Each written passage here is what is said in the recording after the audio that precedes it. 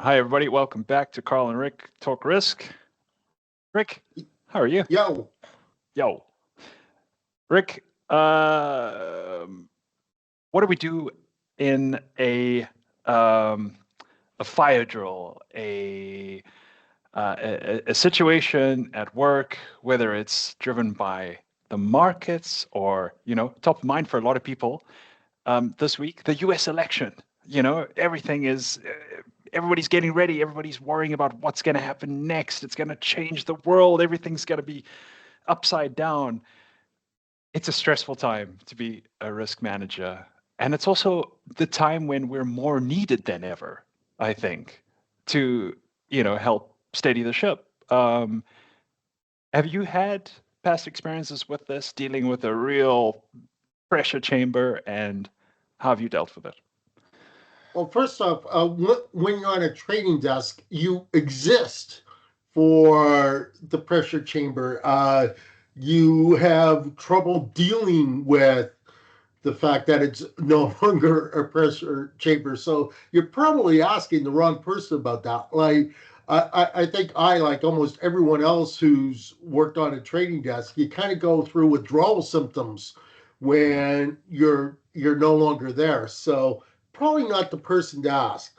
You know, but I've had one of those weeks. Ironically, if I could put in a plug for the student publication called The Schooner, which our student investment society publishes every month, is I wrote an article for this month. I always write an article called Rick's Rents. By the way, how do you like my old specs? Very Because my snazzy. glasses broke this week in the middle of the week I was having. But, for this month's article, I actually wrote an article titled "Hanging On." We're at that time of the academic cycle where everyone is hanging on. In the non-academic world, everyone is hanging on for next Tuesday, the US election. And I think the thing that we have to realize in a crisis is our first reaction is almost always the wrong reaction. Okay? Mm-hmm. The first reaction should be A, breathe, Mm-hmm. and B, take a step back and think. And I've been told that that's what jet fighter pilots are trained to do. Is everyone thinks that they react on instinct, but no, they've been trained to breathe, then think. Now, albeit you're not there, I think I'll take a 20-minute meditation breathing exercise break. But you got to step back.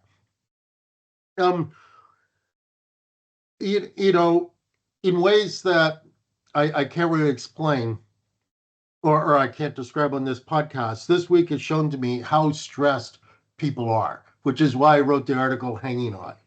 Okay, albeit I wrote it in the student context, but again, I think that we have a lot of people hanging on for the US election. And what you have to realize is, regardless of what happens, uh, Wednesday after the election is going to exist. And so is Thursday.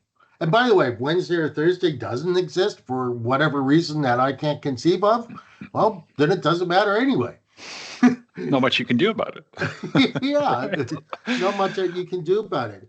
And what distresses me is not the potential outcomes. I've got a second order distress. What distresses me is everyone is distressed about all outcomes. I Right. No one is coming up with a good news scenario. Yeah. It's nothing but bad news scenarios. And wow, collectively, what was his name? I can't remember the musician, but the "Be Happy" song. You know, we, we, we I can't basically got to remember. take a step back and realize, so what? Let's Yeah. move on. Let's make the best of it. Yeah. Yeah. Um, yeah. I've had previous work experiences with, fire drills, especially for sanctioned countries where we have to almost instantaneously get all our exposures together, and exposures can be very indirect if you've worked in a risk management function or a training desk. And how do you do that? And, processes are good. they kind of get you started. They kind of reduce the stress a little bit because you have somewhere to start, but they're also not good because like you've brought up before, uh, you think these are going to solve everything, and you do need to take a step back and be at, creative and thinking about Human. things a bit different, human. Yeah. You don't want to, as we've talked about, you don't want to rely too much on frameworks, on very simple solutions to complex problems. Um, yeah, you know what idea, what image popped into my head when you were talking is really good soccer players.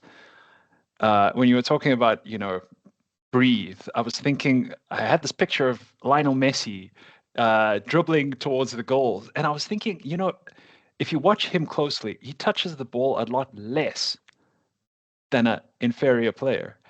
He doesn't touch the ball that much. Yeah. It's little touches here and there where necessary, but it's not, constantly, dribbling it this way and that way. It's amazing actually how few times he touches the ball. I'm not a soccer star, but a soccer fan, but it's amazing how few times star players touch the ball, how little they do. They know exactly what matters, and they know that most of it doesn't matter, and they don't try to overdo things. I feel like there's an analogy there to Yeah. stressful times. It's funny that you mentioned that. A lot of times less is more. And today I'm stressed because I'm running the unstructured simulation for the MBAs. And this is a bizarro scenario in which we basically normally do a 3 day live scenario, something that's happening real time in the real world, in which the students are in competitive teams where they have to manage the situation. Today, unfortunately, because of constraints, we're stuck to 24 hours. But when I first brought this up to other faculty members, that we basically divide the students into teams and let them deal with a real world situation where each team is taking on a role of a different protagonist in the team, and just let them go. They said, well, you can't do that. The students won't know what to do. You have to give them a rubric. You have to give them guidelines. You have to give them, steps, instructions. You have to tell them what the objective is. And Mm-hmm. I said, no, no, no, no. Mm-hmm. And everyone thought that it was going to be a massive failure. And every year, I have to admit, I'm terrified that it will be a massive failure. But, we're 15 years and going, knock on wood, and it's been a massive success. And the reality is less is more. And the students, for the first time, or for many of them for the first time, are put in a stressful, complex, competitive situation. And at first, yeah, they panic. Yes, they freak out. Yes, they don't know what to do. Mm-hmm. But what they learn is that they can think. Mm-hmm. What they learn is that they can evolve. And what they learn is these complex, stressful situations, they almost always evolve. Mm-hmm. Okay.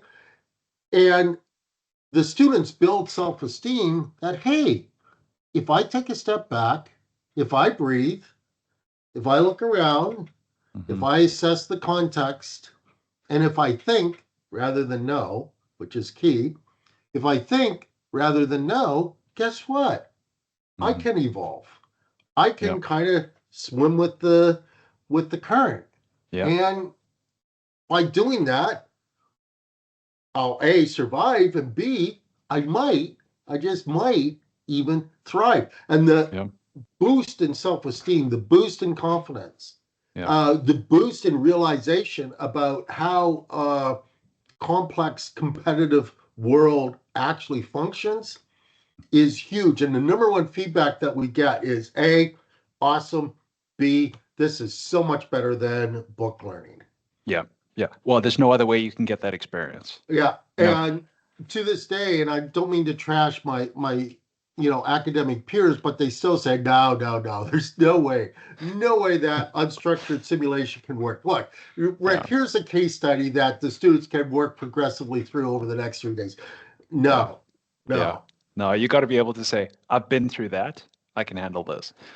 But Very there's one important. more key point. Sorry, Hmm. I didn't mean to cut you off. But there's one more key point. As a good risk manager, we should run towards those situations. Hmm. We should run towards the risk. We Hmm. should embrace the risk. We should embrace the VUCA, the volatility, the uncertainty, the complexity, ambiguity. Hmm. Because with our risk toolbox, that's where we have a huge competitive and comparative advantage versus those who just deal in very analytical, certain, predictable world. Yeah. Yeah. So by becoming a risk master, you can become a VUCA master, and I think it's a huge advantage in Yeah. crises uh, and stressful situations. Yeah. One last thing, and then let's move on. But you almost become an anti-perfectionist because you learn to throw something at the problem, and if it doesn't work, you survive and you throw something else at it.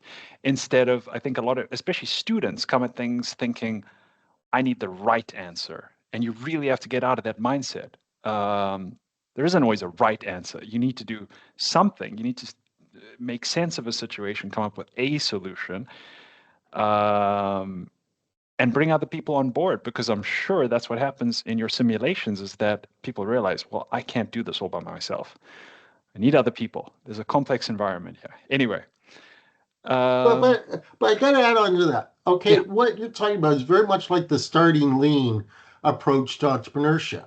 You don't build the big beast; you build the minimal viable product. And so, in a crisis situation, almost always it's complex. So you yeah, don't, by definition, you can't know the solution, yeah, but you can try things and try yeah, little experiments and learn and evolve from those experiments, just like an entrepreneur learns by putting out a sample product and adjusts as they go along. yeah, And yeah, at times, knowing is a huge disadvantage. Having a big brain with lots of knowledge is a disadvantage in a crisis situation because of that, because you're constantly looking for the solution. yeah, But in a crisis, in a VUCA crisis, there is no the yeah, solution. yeah, yeah, exactly. 100% agree, Rick. Um, be very interesting to know what listeners think of that, how they've dealt with crises in their professional or academic lives. What do you think of our advice? What did we miss? Be good to know from you. And if you haven't already, subscribe to the channel so you can get more of these videos. Rick, time to get back to our stressful lives. Let's go. You got it. Let's go. All right, good chatting. Cheers, Rick.